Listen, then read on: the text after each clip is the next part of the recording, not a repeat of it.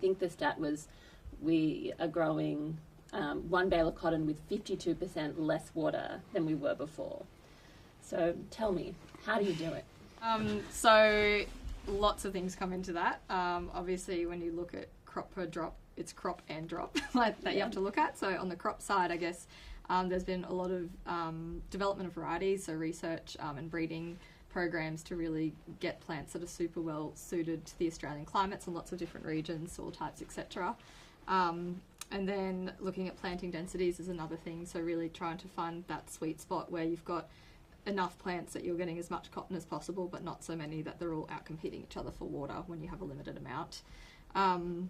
In terms of managing sort of the bigger system, rotations are a huge part of that, so making sure that you plant sort of complementary crops, I guess, to cotton. So cotton's got a really deep root system and is a taproot, whereas sort of grains and legumes will have a more fibrous root system, which helps, I guess, the soil structure so that it's got room for rain and room for water to come in and stay stored in the soil as well. And then in terms of the water side of things, yeah, I guess things like irrigating in a way that you're really only just applying what you have to and no more. And I think that's something that you learn over time, and every season is different. And Australian cotton farmers have now, had a long time to really hone in on that and master that art. And then you also have things like technology, so moisture soil probes that we never, had previously. So that really gives you a real-time look into what the plant is using when, agronomic data, weather data. And in the dryland system, you briefly mentioned it. It's a stubble cover. So when we tend to get quite intense rainfall, or we can, unless you can trap that rainfall, you lose it off your farm. So maintaining good stubble cover and crop residues and being able to use those to plant other crops into is a key in dryland farming systems and in irrigated as well.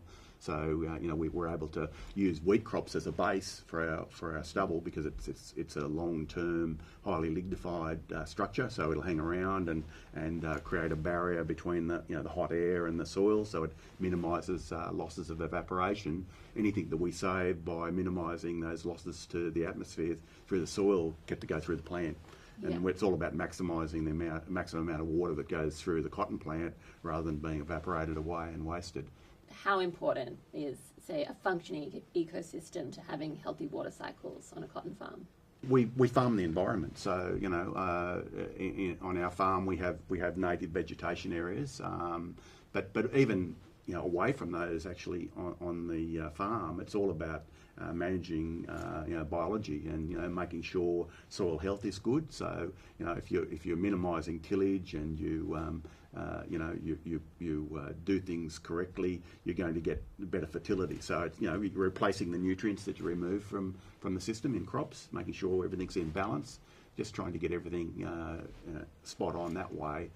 It's got to be good for the environment because you're minimising the inputs that you're going to put in there and you're maximising the yields that you're going to get off every hectare.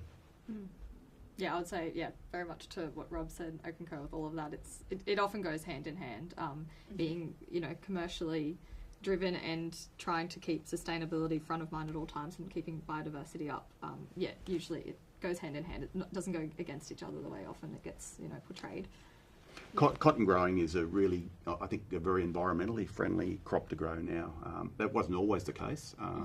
I think now with biotechnology and things going in our favour, we very rarely have to control insects, and that's partly because we don't interfere in the system. We let the natural system. So in a cotton crop, you've always got a lot of insects. Most of them are friendly. Most of them do a good thing. So by not disrupting that with lots of non-selective insecticides, everything's in balance. And now cotton growing is probably one of the least environmentally disruptive crops to grow, in my opinion.